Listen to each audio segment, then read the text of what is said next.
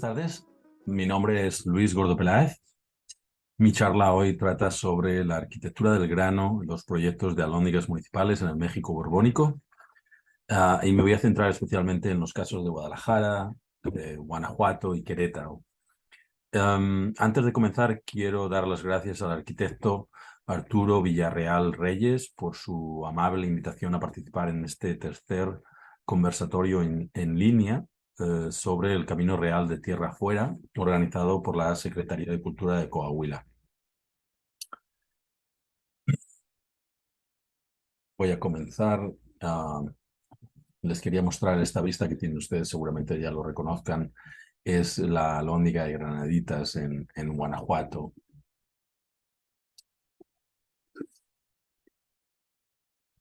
Durante el largo siglo XVIII, numerosas ciudades novohispanas se embarcaron en un número sin precedentes de proyectos para remodelar sus espacios urbanos, mejorar sus infraestructuras, incluidas las instalaciones para el almacenamiento de grano. La construcción de alhóndigas fue impulsada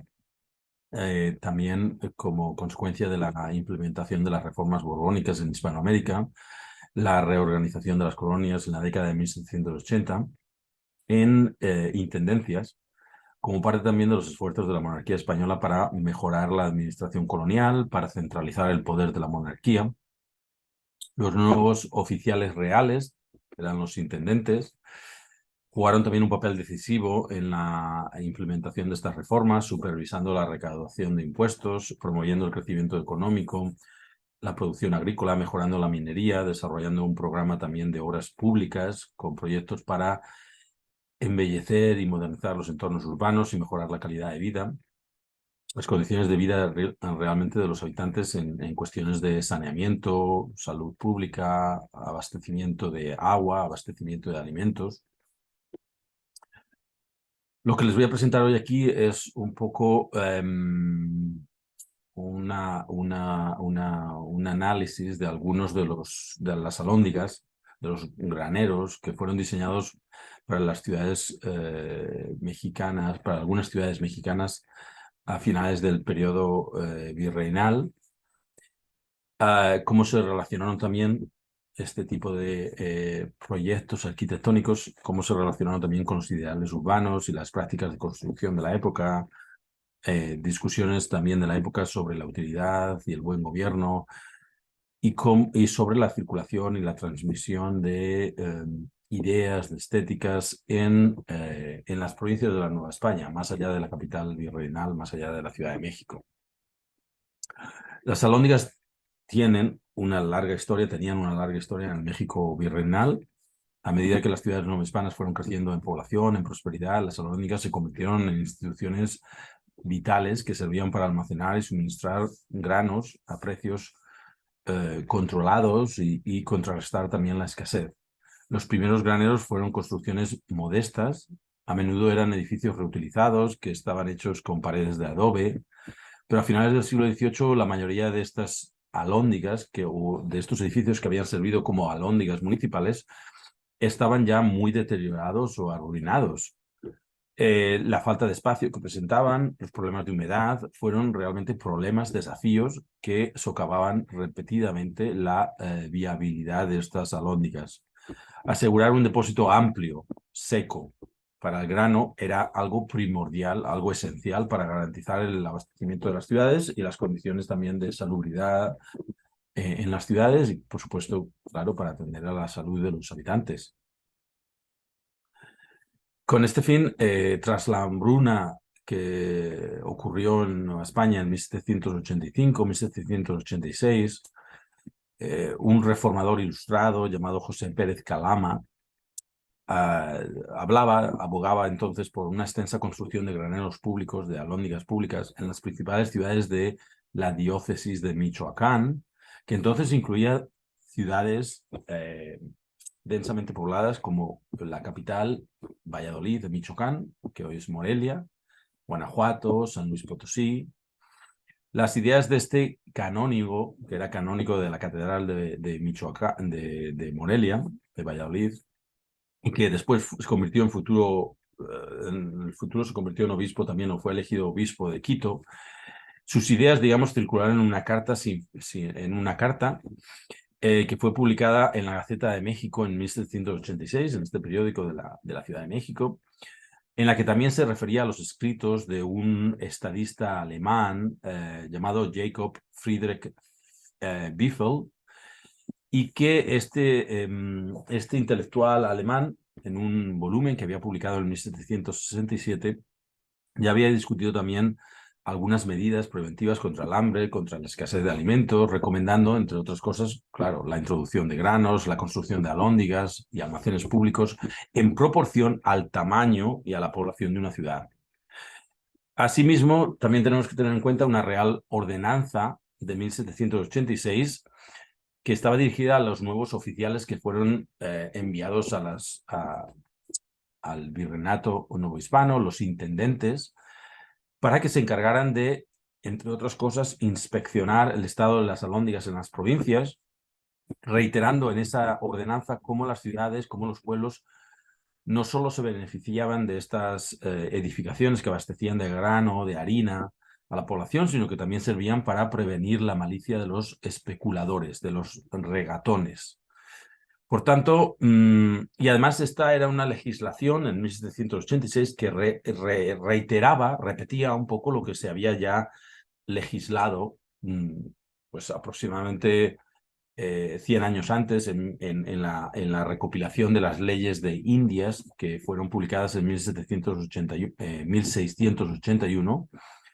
donde se planteaban los mismos problemas. En la ordenanza de 1786 a los intendentes se ordenaba que establecieran estas alhóndigas en las grandes ciudades si convenían a la utilidad del común, y también que prepararan las ordenanzas para su administración.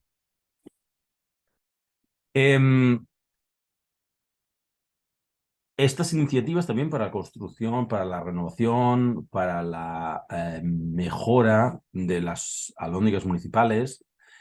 está relacionada también con una muy activa agenda de obras públicas en el virreinato novohispano a finales del siglo XVIII, que también fue discutida por reformadores ilustrados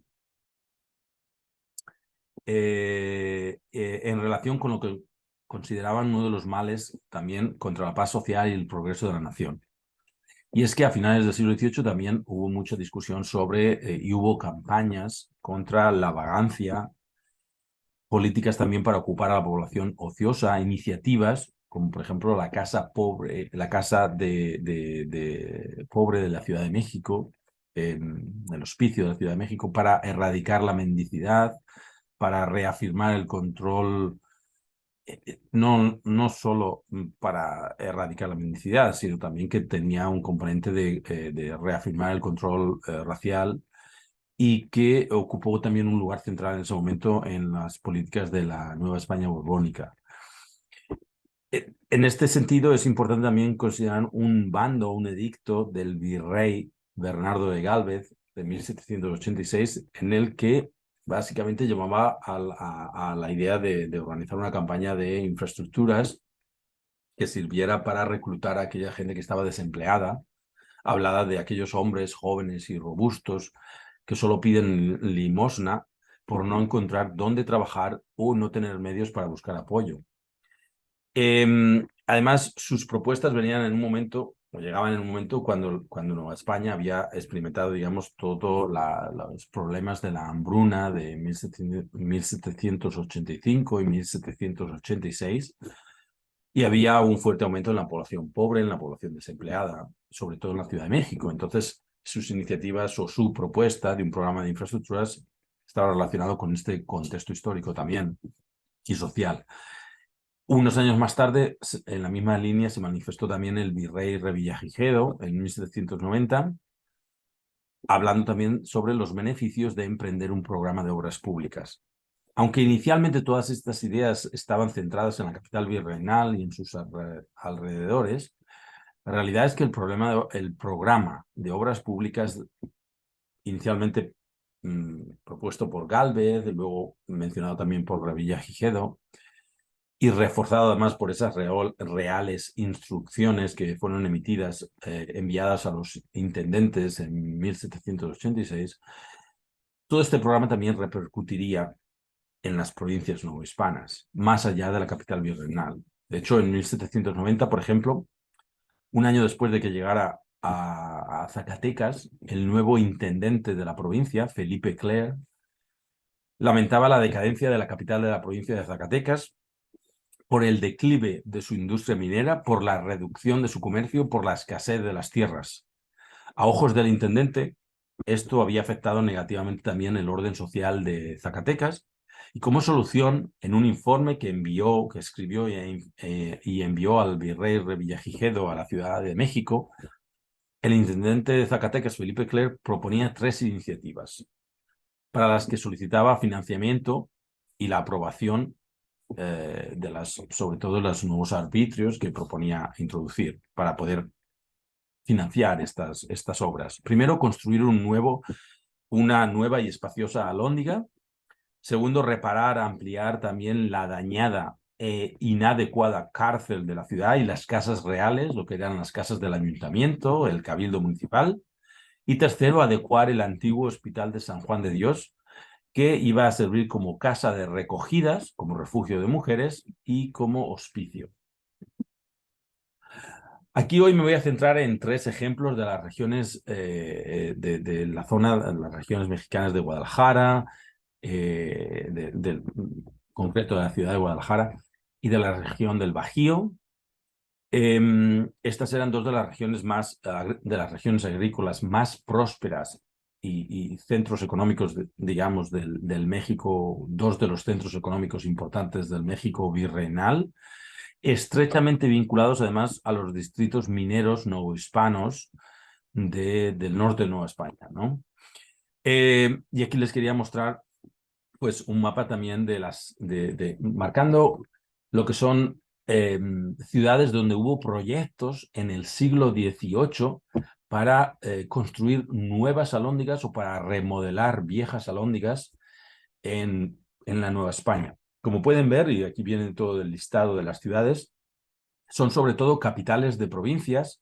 pero también aquellas ciudades que eran importantes como centros agrícolas, centros mineros, especialmente en el norte de Nueva España, especialmente en relación con los caminos reales, el camino real de tierra adentro y también el camino real de tierra afuera, que circulaba desde la ciudad de Zacatecas hasta Texas. Sin embargo, como les decía, aquí me voy a centrar sobre todo en 3 ejemplos, en Guadalajara, en Guanajuato y en Querétaro. Guadalajara era la capital de una gran provincia, la Nueva Galicia, en la parte occidental del país. En 1796, el Cabildo Municipal, les voy a enseñar una vista también de un plano de la ciudad de Guadalajara de mediados del siglo XVIII y también esta vista en el lado izquierdo más moderna de la ciudad de Guadalajara. Guadalajara era la capital de una gran provincia en la parte occidental del país. En 1796, el Cabildo, el ayuntamiento, informaba que el grano almacenado en la vieja alhóndiga era insuficiente para una población en aumento, que su conservación además se veía comprometida por las miserables condiciones del edificio. Anteriormente se habían planteado ya serias preocupaciones sobre la solidez de la construcción, pero ahora era el momento en el que el Cabildo Municipal parecía decidido a seguir adelante con una solución. Si bien la propuesta inicial requería ciertas reparaciones del antiguo edificio, y era lo que en principio se planteó, reparar lo que existía, la élite local, digamos, y el gobierno municipal pronto cuestionó el valor de aquel edificio que existía, que era un edificio pequeño, defectuoso, inadecuado.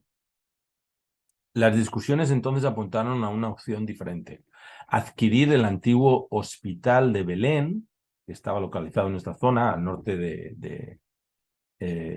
cerca de la Plaza Mayor, y transformarlo en un nuevo edificio de usos múltiples, digamos, que abarcaría o que servía para congregar en un mismo edificio lo que era la Alhóndiga, lo que era una nueva carnicería y además el cuartel militar, los cuarteles militares. Lo que se hizo fue, como era habitual además en la época, es que se recogió el testimonio de 10 habitantes de la ciudad que informaron, ¿no? Dieron su opinión sobre el antiguo edificio, sobre la vieja Alhóndiga y sobre el posible nuevo emplazamiento de la Alhóndiga. Y ofrecen información muy interesante sobre la utilidad, sobre la comodidad que se esperaba de las alhóndigas y de estas obras públicas en el siglo XVIII y cómo contribuirían también al bien común de la ciudad y al mismo tiempo servirían para implementar políticas urbanas de orden, saneamiento y embellecimiento. La antigua alhóndiga de Guanajuato estaba ubicada, como ven aquí en el plano, en el barrio de Santo Domingo, al noreste del centro de la ciudad, en un terreno inclinado junto al río. El río transcurría por aquí, alejado de la entrada habitual del grano desde la parte sur de la ciudad, que venía, digamos, el sur que daba por esta zona. Los arrieros necesitaban atravesar muchas calles principales, lo que complicaba además su trabajo, causaba molestias a los vecinos, dañaba el pavimento de la ciudad. La estructura del antiguo granero también se veía afectada por la humedad generalizada, las paredes estaban agrietadas, el grano se estropeaba, realmente el grano que estaba acumulado dentro, almacenado dentro, y convirtiéndose, claro, en un problema evidente de salud para la población. En cambio, el sitio que se proponía para las nuevas instalaciones era ideal, o al menos se consideraba mucho mejor. Estaba en una céntrica ubicación a 3 cuadras de la Plaza Mayor. Facilitaba además el acceso diario de la población a este imprescindible mercado del grano. Además, servía para, además de enfatizar también la utilidad, la conveniencia del edificio, esta ubicación central permitiría a la ciudad proyectar una imagen de orden, de autoridad, de racionalidad para la población, sobre todo en un lugar tan céntrico cerca de la Plaza Mayor. Una preocupación similar por esa situación ideal de las obras públicas fue compartida por otras ciudades que también participaron en esta campaña de construcción en la Nueva España a finales del periodo virreinal. En 1771, por ejemplo, cuando se dispuso la construcción de una nueva alhóndiga en la ciudad de San Luis Potosí, la nueva construcción se situaba a 2 cuadras del centro de la ciudad, frente a una de las plazas, que servía entonces como plaza de mercado principal, donde se vendían granos, donde se vendían otros suministros alimenticios. La construcción de la nueva alhóndiga de San Luis Potosí en este emplazamiento no solo servía para enfatizar, digamos, para subrayar la utilidad, la conveniencia del edificio, sino que esta ubicación central permitía también a la ciudad, al gobierno municipal y por ende al poder colonial también proyectar una imagen de reforma imperial, de orden, de autoridad. El mensaje era particularmente importante en el caso de San Luis Potosí, porque llegaba además unos años después de los conflictos que se habían desarrollado en la región del Bajío como consecuencia de la expulsión de los jesuitas de Nueva España y que habían llevado también, entre otras cosas, a la destrucción de las casas reales en la ciudad en 1767. Entonces, en este momento, cuando se construye la Alhóndiga en San Luis Potosí, no había un nuevo edificio de las casas reales y la Alhóndiga, en cierto modo, se convierte, digamos, en el edificio que sirve, que tiene una función, ¿no? un carácter práctico que servía para el almacenamiento del grano, para la venta del grano, pero a la vez también se convierte en un edificio, digamos, imperial, un edificio del poder municipal, pero también del poder colonial. La idea de congregar también en un mismo edificio varias oficinas públicas que veíamos que se quería proyectar en Guadalajara era algo que estaban realizando los cabildos municipales en otras ciudades. Es algo que podemos ver en el plano aquí, por ejemplo, del proyecto para la Alhóndiga y Ayuntamiento en Chihuahua a principios del siglo XIX,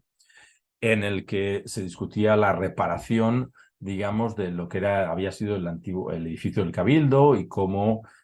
también agrupar en esa construcción remodelada la Alhóndiga, las instalaciones de la Alhóndiga. Lo mismo ocurrió en el caso de la ciudad de Valladolid, Michoacán, en Morelia, la ciudad de Morelia, perdón, cerca de la Plaza Mayor, donde en una secuencia de edificios en una secuencia, digamos que en la misma cuadra, se proyectó también la remodelación del edificio municipal, de la casa del ayuntamiento, de la cárcel y de la Alhóndiga. El arquitecto que estuvo a cargo de ello en 1770 fue Francisco Martínez Udiño, que proyectó, estos edificios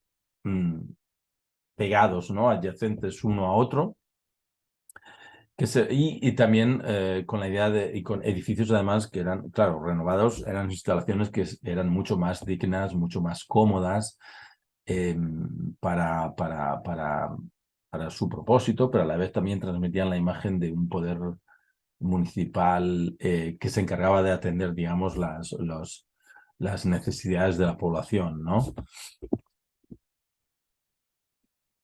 A diferencia del antiguo edificio de la Alhóndiga, el nuevo sitio que se proyectaba para el granero de Guadalajara estaba también por encima del nivel de la calle, ocupaba una manzana entera.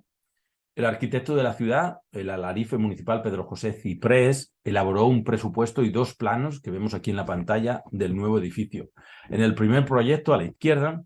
que él identificó y mencionó como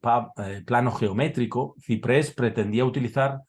solo los muros perimetrales del antiguo edificio, de la antigua parcela. Él proponía dentro crear dos zaguanes de entrada para la Alhóndiga, una residencia para el administrador de la Alhóndiga, 23 trojes o almacenes para el grano, todos ellos ubicados en una sola planta. Algunos de ellos de mayor tamaño y otros y adaptados también a la disposición interior de los espacios, pero manteniendo todo, digamos, de una manera geométrica, homogénea, lo más geométrico y homogéneo posible y uniforme. Y proponía, por supuesto, la distribución de esas tres instalaciones, ¿no? La alhóndiga, la carnicería y el cuartel militar. El cuartel, digamos. El segundo plano, que está a la izquierda, el segundo plan requería una modificación más económica de la construcción que existía. Y por tanto, como era más económica, también mucho más rápida de implementar. Esta segunda opción no, como se puede ver en el diseño aquí de la derecha, no, lo que hacía es que no daba, digamos, no tenía, digamos, el tipo de diseño uniforme, simétrico, regular, que el arquitecto había diseñado o que había propuesto para el primer plano, ¿no? La disposición digamos, de los patios interiores y la disposición de las habitaciones o de los trojes, de los almacenes distribuidos alrededor de esos patios.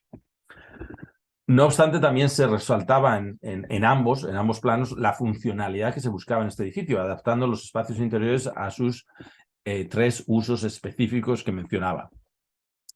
Estos diseños nos dan también la posibilidad de discutir, nos dan algunas pistas también sobre la habilidad de este alarife municipal para trazar estos planos, para dibujar. Era un alarife municipal nacido en el pueblo indígena de Mezquitán, cerca de Guadalajara, o junto a Guadalajara. Su carrera se mantuvo bastante activa, tuvo una carrera bastante activa sirviendo al ayuntamiento, al Cabildo Municipal de Guadalajara a finales del periodo virreinal, a finales del siglo XVIII y a comienzos del siglo XIX. A pesar de que su carrera en cierta medida se vio un poco eclipsada con la llegada de un arquitecto académico desde Nuevo México, desde México, desde la Ciudad de México, José Gutiérrez, que se había formado en la Real Academia de San Carlos. Aún así, Ciprés se mantuvo bastante activo y participó en bastantes proyectos. Y además es un arquitecto, un alarife municipal que necesita además ser estudiado más, mucho más. En ambos planos que vemos aquí, Ciprés utilizó tres colores diferentes para diferenciar cada instalación. Además, demostraba que tenía familiaridad con la agenda educativa reformista de la Academia de San Carlos en México, con las prácticas de dibujo que habían sido propugnadas, digamos, por los ingenieros militares, en cuanto a la importancia de aplicar la geometría, la aritmética, a planos que eran cuidadosamente elaborados, en los que se debía determinar con diferentes matices de color estas instalaciones, también utilizando una escala precisa. de manera que se podía implementar, digamos, o facilitar también la uniformidad en la producción y en la lectura de estos documentos. Cabe señalar también que esta regularidad visualizaba también la eficiencia que se esperaba de este tipo de edificio, de este nuevo granero, de esta nueva alhóndiga, que serviría para organizar mejor las entradas de grano, el almacenamiento del grano, de manera que los arrieros podían acceder al edificio por una entrada, avanzar por los patios centrales, por los dos patios centrales y salir por la puerta que estaba opuesta en el lado opuesto. Este tipo de orden espacial, esta uniformidad, digamos, representaba también una novedad en cierta medida, o desde luego era muy diferente de lo que podíamos ver en otras alhóndigas anteriores, en otros planos, como por ejemplo aquí en el caso de la alhóndiga de Bolaños, una población minera en Nueva Galicia, donde, bueno, vemos el plano aquí y la entrada del edificio, donde se menciona en la portada los 4 arcos de entrada que tenía el edificio, que seguía, digamos, un tipo de arquitectura de diseño habitual en la época también para otro tipo de obras públicas, que estaba dando, esa entrada del edificio daba a la Plaza Mayor de la ciudad de Bolaños, pero luego esa, digamos, regularidad que podríamos intuir en la fachada del edificio realmente ocultaba lo que era un plano interior bastante irregular o carente de la simetría, de la uniformidad que vemos en el diseño, en el plano de Pedro José Ciprés, ¿no? A pesar de los diseños prometedores realmente bastante interesantes de Pedro José Ciprés, el proyecto nunca se llevó a cabo. El nuevo granero, la nueva alhóndiga de Guadalajara nunca se construyó.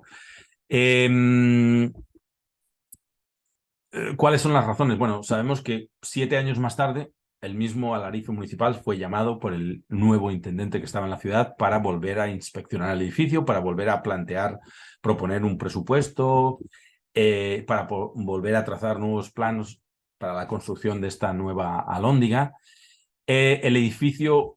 donde se pretendía ubicar la nueva alhóndiga, el antiguo Hospital de Belén, estaba ya mucho más deteriorado, las paredes, los techos. Por lo tanto, digamos, remodelación o la demolición de esa antigua construcción para poder construir la nueva alhóndiga requería no solo más tiempo, también más presupuesto, más dinero. El coste de los materiales había aumentado, claro, en 7 años, y era lo que también Ciprés mencionó en su informe 7 años más tarde al intendente. Y aún así, en ese momento nada se realizó. 3 años, tenemos noticias de que 3 años más tarde, en 1807, se vuelve a hablar sobre la idea de volver a retomar el proyecto de construir la nueva alhóndiga de Guadalajara, pero en ese momento Ciprés también está ocupado en otros proyectos municipales, en otras obras públicas. En concreto, estaba trabajando en un puente muy importante fuera de la ciudad de Guadalajara y la ciudad realmente no logró no logró financiamiento para poder realizar la alhóndiga. Y para lo que fue ya unos años más tarde comenzaba lo que era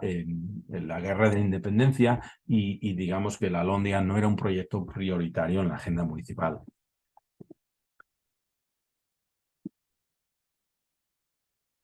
En Guanajuato, la ciudad alcanzó a realizar con éxito, a completar con éxito la construcción de una nueva alhóndiga. Sigue siendo hoy la alhóndiga de Guanajuato quizás la expresión más, el ejemplo más característico, ¿no?, de esta agenda de obras públicas e infraestructuras del periodo final virreinal en México. A petición del Cabildo Municipal, el arquitecto de la ciudad, José Alejandro Durán, fue el autor de los primeros planos que vemos aquí del edificio en 1796, que se conservan hoy en el archivo histórico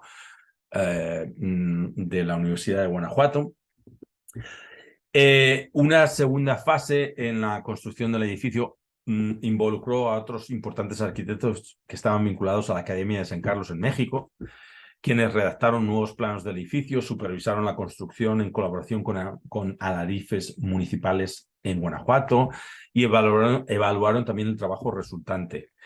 El propósito, la función, ¿no? El carácter práctico, pragmático, funcional de la nueva Alhóndiga de Guanajuato determinaba también lo que fue el plan del edificio, ¿no? Era un edificio rectangular, simple pero grande, sólido en su construcción, en sus materiales, en su edificación, dividido en múltiples trojes, almacenes que estaban distribuidos en 2 pisos y dispuestos de manera simétrica alrededor de un patio central. Lo que les estoy mostrando es un plano que muestra el mismo edificio, pero digamos que las dos plantas del edificio. En el exterior, y aquí lo que les doy aquí es un poco el listado de los nombres de la gente que estuvo involucrada en este proyecto. El arquitecto local, José Alejandro Durán y Villaseñor, pero también esos maestros que estaban trabajando en la Ciudad de México, que eran miembros también de la Real Academia de San Carlos, entre ellos Francisco Ortiz de Castro y, por ejemplo, Manuel Tosá. Manuel Tosá no fue a Guanajuato a evaluar la Alhóndiga, pero sí que evaluó el proyecto final, digamos, los resultados finales, evaluó también el presupuesto final de lo que se había gastado, que le llegó a su mesa, a su escritorio en la Ciudad de México, y donde allí evaluó un informe, digamos, final sobre el edificio. El edificio de la Alhóndiga de Guanajuato, en el exterior, presenta este tipo de diseño aquí a la izquierda. Las ventanas regulares de piedra reflejan, digamos, también el orden que se encuentra en la planta del edificio, en el patio interior. Y aquí vemos más detalles de ese patio interior.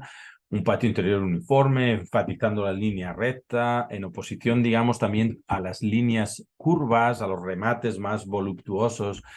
que prevalecían en los edificios barrocos de Guanajuato de mediados del siglo XVIII. Y el templo de los jesuitas es un buen ejemplo para ver, digamos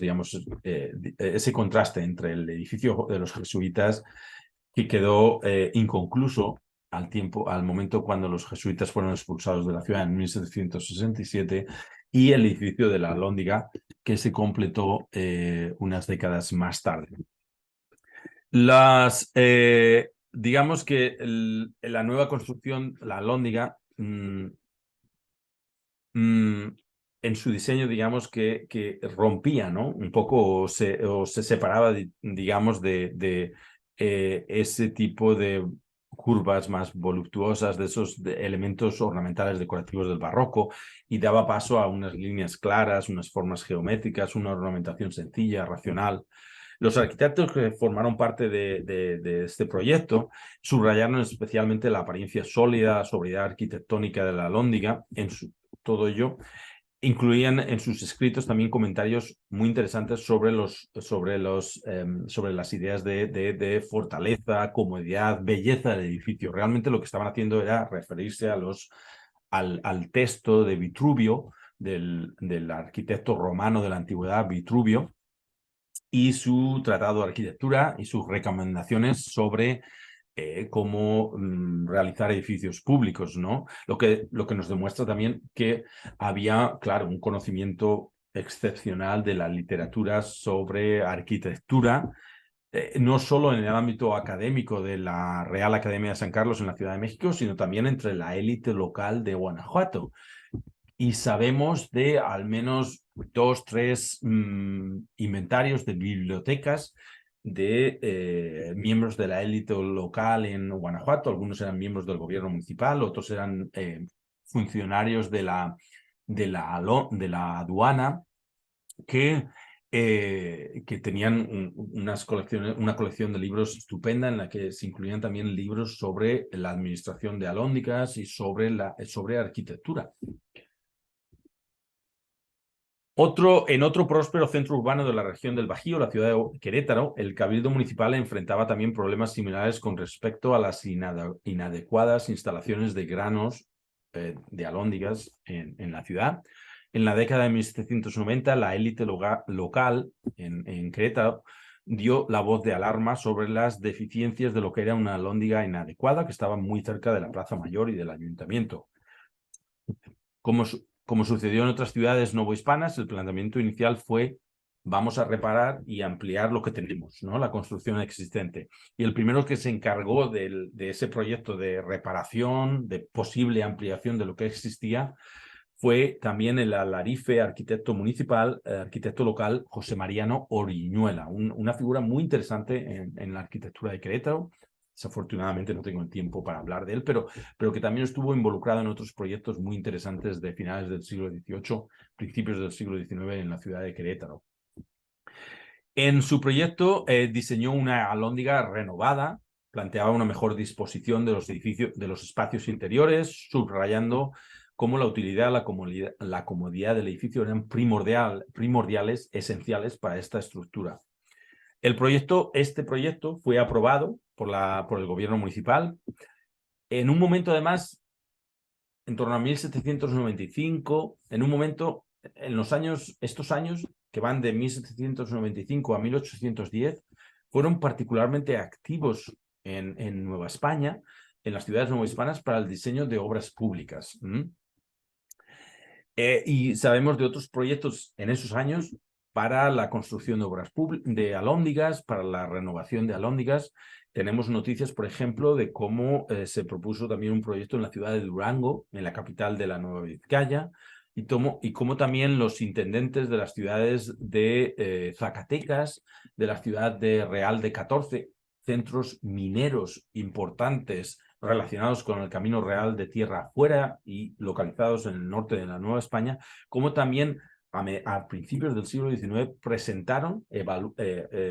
prepararon planos de nuevas alhóndigas que fueron enviados a la Academia de San Carlos en la Ciudad de México para que fueran evaluadas, para que fueran revisadas y aprobadas para poder llevarse a cabo. Sabemos también, por ejemplo, aquí está el ejemplo, del caso de la ciudad del caso de la comunidad minera del Valle de Matehuala, que está localizado a unos 200 kilómetros al norte de la ciudad de San Luis Potosí, donde el arquitecto de origen francés, Juan Bautista Creuset, preparó este plano, fantástico plano que tenemos hoy de lo que habría sido de lo que era la idea de construir una nueva alhóndiga en este también centro minero. Creuset era un arquitecto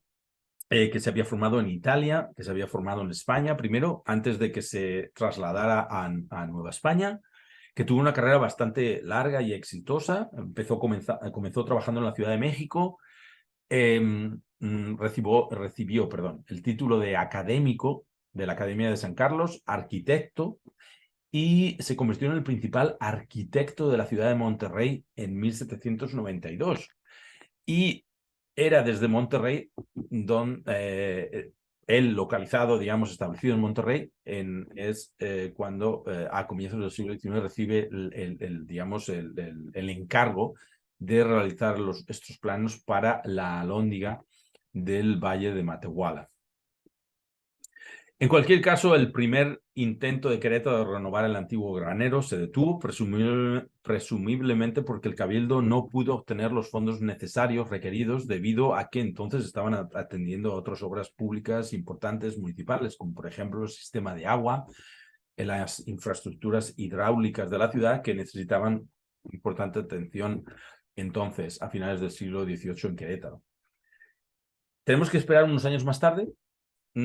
Para 1803, 1804, la ciudad realmente ya no podía reparar lo que era la antigua alhóndiga. Entonces se encontraba ya al borde del colapso, de la ruina, y entonces se le pidió al académico de la Ciudad de México, Francisco Ortiz de Castro, que entonces vivía y trabajaba en Querétaro, que preparara los nuevos planos para una nueva alhóndiga.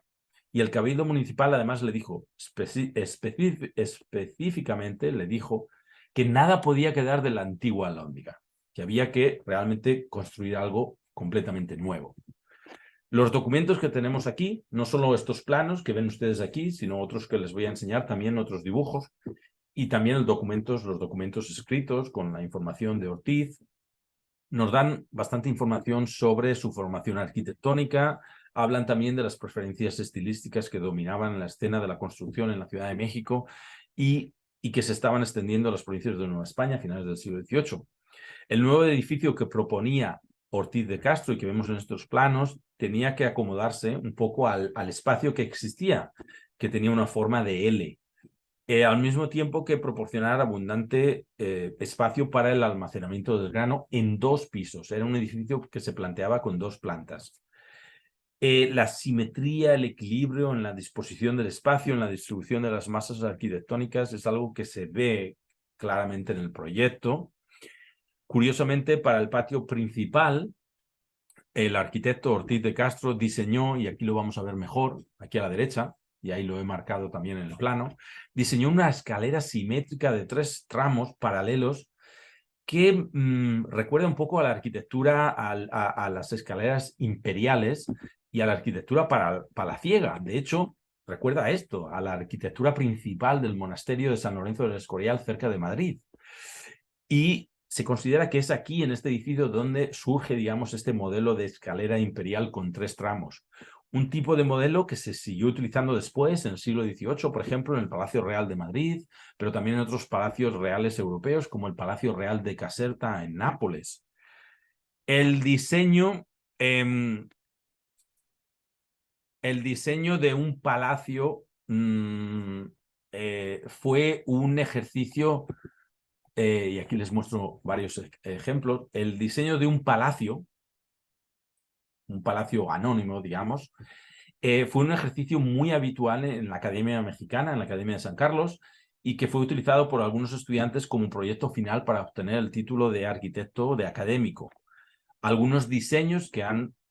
se han conservado de estudiantes de la Academia también incluyen lo que ven ustedes aquí, secciones de la escalera del Palacio de Caserta en Nápoles, lo que demuestra que estos modelos eran usados con frecuencia en la enseñanza en esa Academia Mexicana.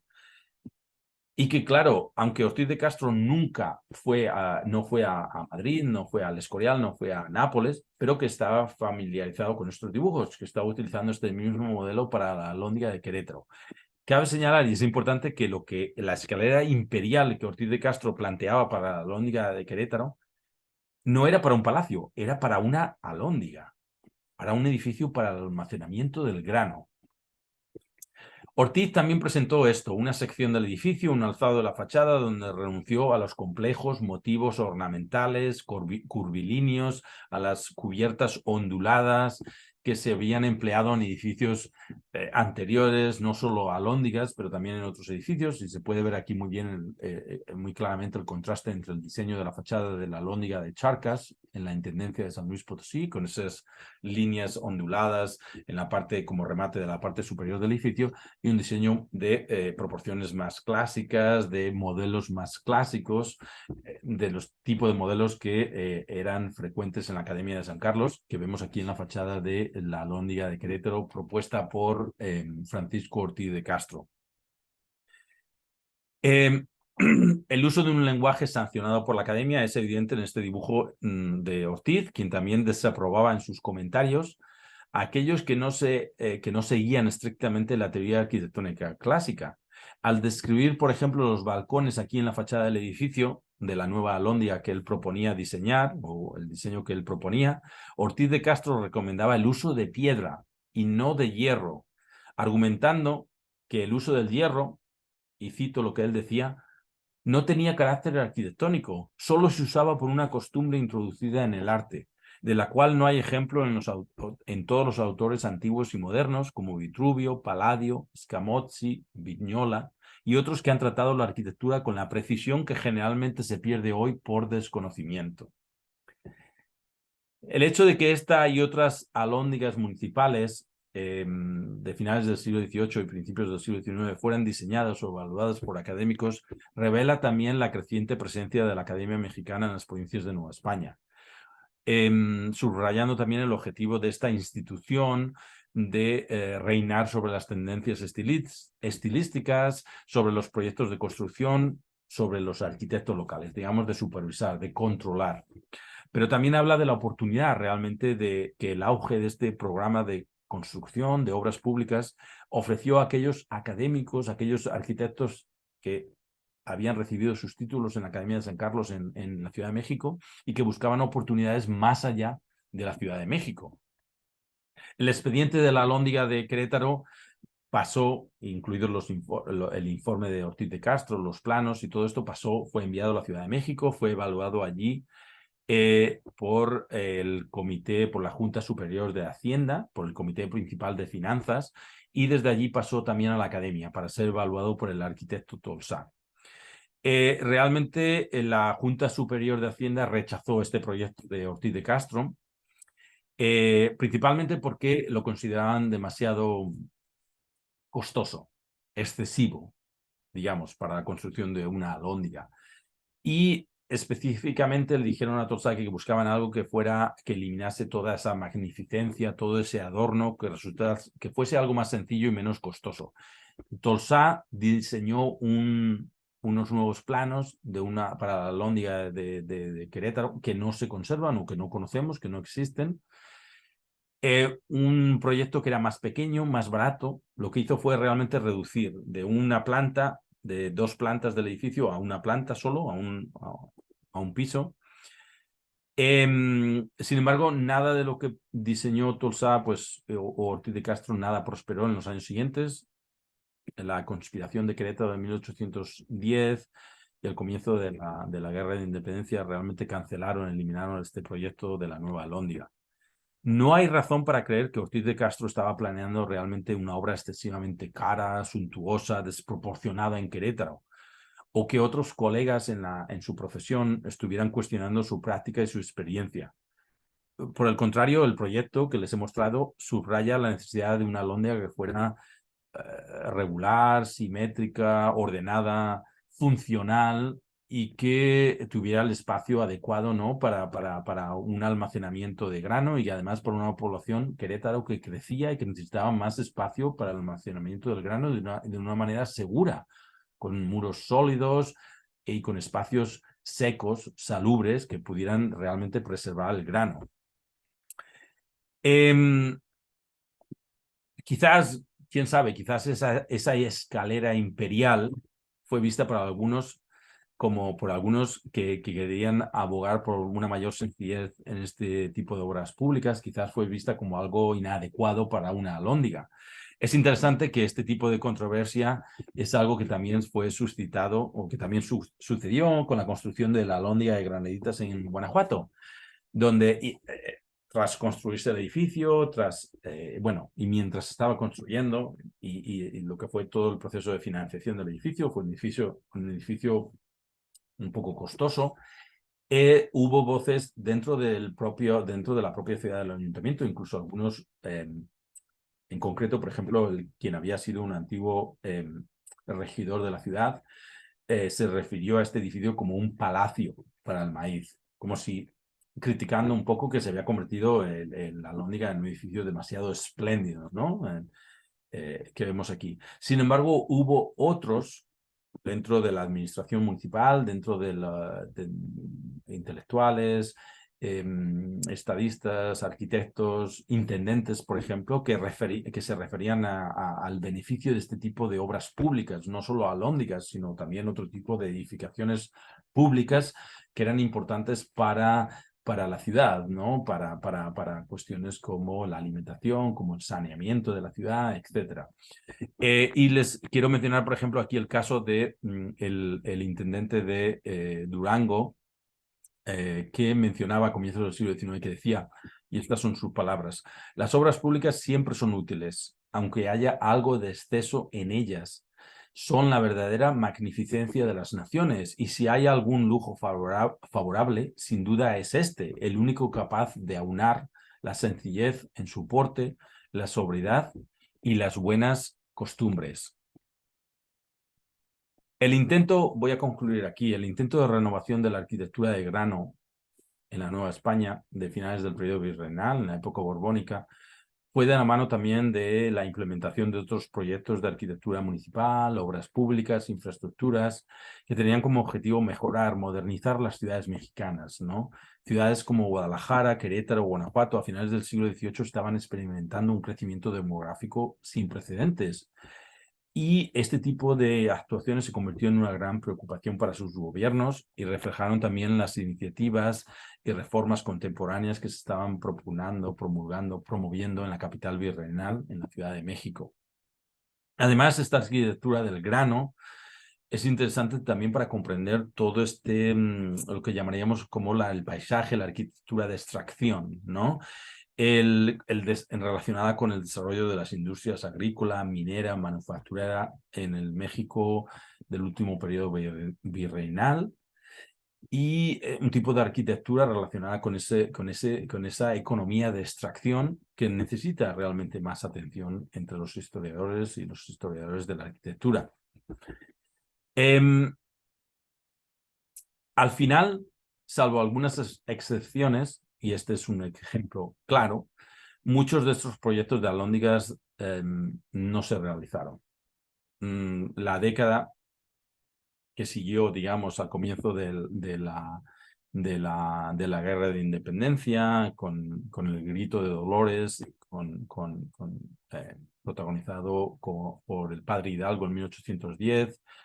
y lo que pasó después, ¿no? El conflicto, que además, precisamente y curiosamente, la Alhóndiga de Guanajuato fue precisamente un importante escenario de ese comienzo de la Guerra de Independencia, pues ese periodo de conflicto bélico, de enfrentamiento, realmente y la devastación que provocó en Nueva España, claro, no invitaron, digamos, a los gobiernos municipales, a las ciudades, digamos, ni siquiera tampoco a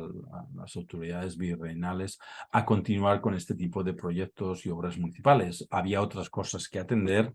y muchos de estos proyectos se quedaron, digamos, simplemente en planos, en propuestas, en ideas, en teorías. Además, la práctica que aún prevalecía en algunas ciudades mexicanas de finales del periodo virreinal de almacenar y vender granos en casas particulares o en los graneros de haciendas privadas, a menudo socavó también los planes municipales para congregar y regular este tipo de comercio en nuevas y en más sólidas alhóndigas. Lo dejo aquí. Muchas gracias por su atención.